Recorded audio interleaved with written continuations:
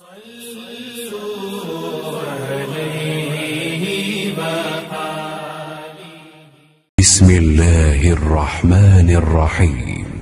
सही बुखारी हदीस नंबर 330।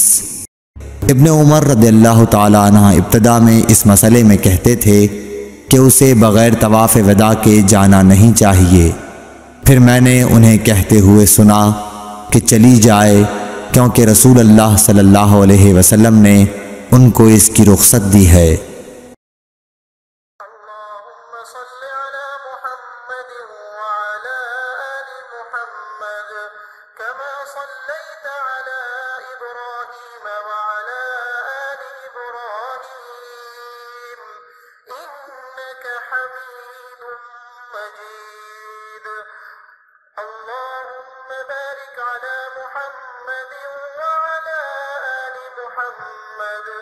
كما باركت على إبراهيم وعلى آل إبراهيم إنك حميد مجيد।